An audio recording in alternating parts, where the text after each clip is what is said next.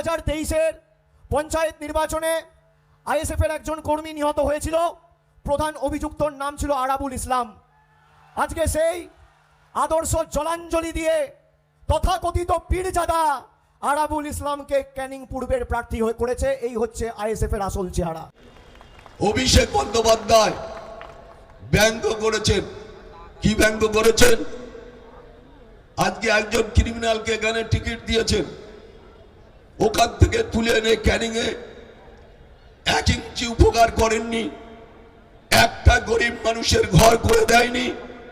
অভিষেক বন্দ্যোপাধ্যায় জেনে রাখা উচিত যে তুমি ক্যানিং এ বলো না সেখানে 50,000 ঘর দেবো। আইএসএফ এর ক্যান্ডিডেটকে হারিয়ে তৃণমূলের ক্যান্ডিডেট যেতাম, সেখানে একটা মানুষের ঘর নেই। আজ বড় বড় কথা ভাঙড়ে এসে পিসি আসছেন, উনি আসছেন, ওনার তো এই বাংলার যত বড় বড় নেতা সবাই ভাঙড়ে এসছে। কেন? একজন খুনি, একজন তোলাবাজ, তাকে জেতাতে হবে। ভাঙড় থেকে কোটি কোটি টাকা মুখ্যমন্ত্রীর বাড়িতে পৌঁছবে, সেই জন্য শওকত মোল্লার মতো লোকে জেতাতে হবে।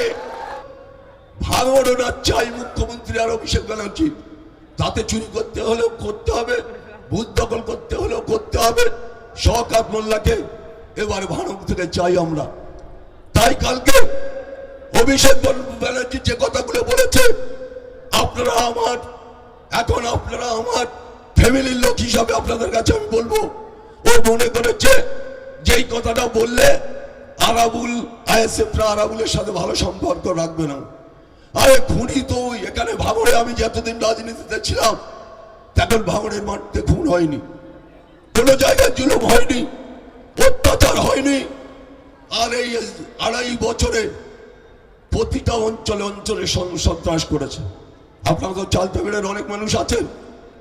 কালকের যে বোমবাদ থেকে কয়েকজন মারা গেছে, সেই ওইদুল কালকে ধরা পড়েছে। আপনারা দেখেছেন তো, তার মার হয়েছে, শুধু পেটা হয়েছে। এত বড় বড় কথা, এই অমুক দেখে নেবো, অমুক রাস্তায় বেরোলে পিটিয়ে দেবো, অমুক অমুক জায়গায় কিছু করলে তার ধরে নেবো, এত বাজে মন্তব্য। তাই গ্রামের মানুষ কালকে ওনারা দাওয়াই দিয়েছে, গ্রামের মানুষ। তাই আমি শুধু বলতে চাই আপনাদের কাছে, আমার গলার অবস্থা খারাপ, আমি শুধু একটা কথা বলবো ভাইজানকে নিয়ে। আমি একদিন ক্যানিং এ ভাইজানের পেয়েছি, আমি কিন্তু একাই ছুটোছুটি করছি, ভাইজান সারা রাজ্য ছুটে বেড়াচ্ছে। ভাইজান ভাঙড়ে জিতবে, আমি বলছি লক্ষাধিক ভোটে ভাইজান জিতবে, এটা আপনারা জেনে রাখুন। বুথে চেটা ফেলতে পারবে না তৃণমূলের যারা নেতৃত্ব আছে, একটা বুথে চেটা ফেলতে পারবে না। আমি এই সোনপুর বাজারে দাঁড়িয়ে বলছি, যে যিনি বলছেন আমি এখান থেকে জিতবো, তার বৃথা স্বপ্ন দেখে লাভ নেই।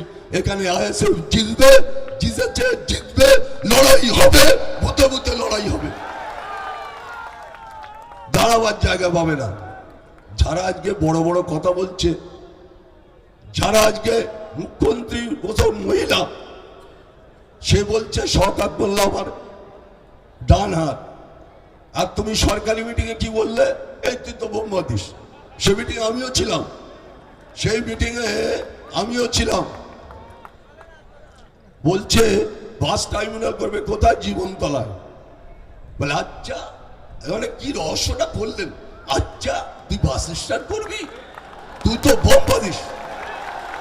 একদম মমতা বন্দ্যোপাধ্যায়ের সামনাসামনি বসেছিলাম, এমন নাটক করে বলছে মুখ্যমন্ত্রী, বলে আচ্ছা তুই তো বোমা দিস, এরকম করে বলছে।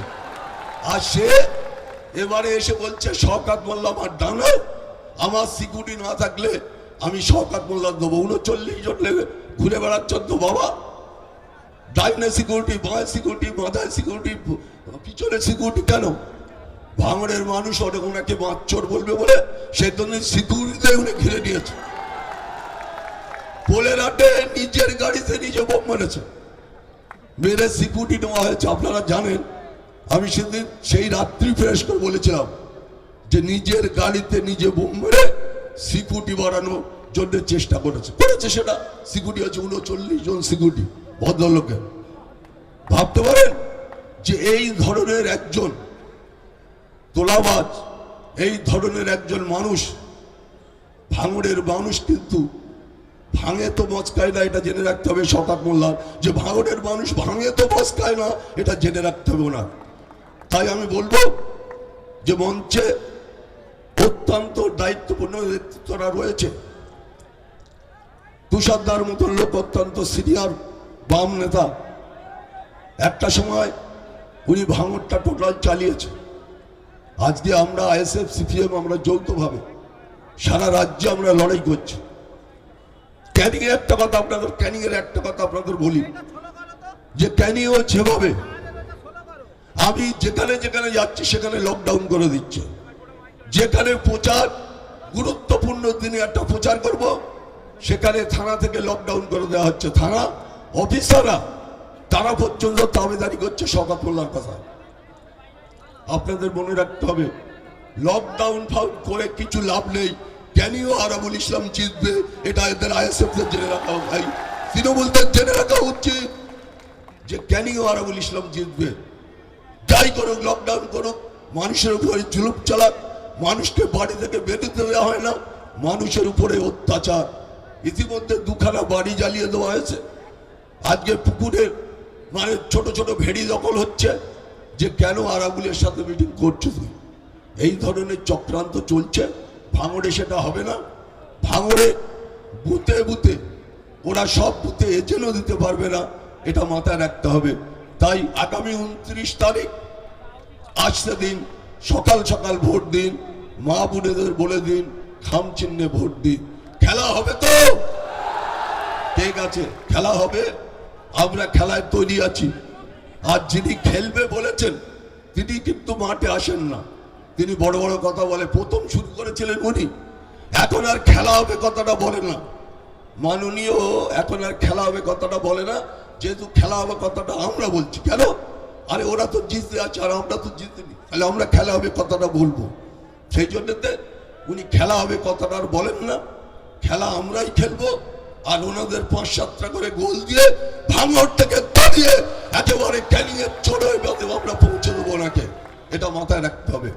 তাই জানি আগামী 29 তারিখ আমরা দায়িত্ব নিয়ে ভাঙড়ে প্রায় 290টা বুথ, এই বুথে 13টা অঞ্চল, সবাই দায়িত্ব নিয়ে বুথে বুঝে বসে এমন শিক্ষা দেবেন যেন তৃণমূলরা ওই দিনে ঝান্ডা না লাগাতে পারে। বুঝে বুঝতে বুথে বুথে ঝান্ডা না লাগাতে পারে এমন শিক্ষা ওদের দেবে। তাই সবাইকে শুভেচ্ছা, অভিনন্দন, ভালোবাসা জানিয়ে আমি আমার ছোট বক্তব্য শেষ করলাম।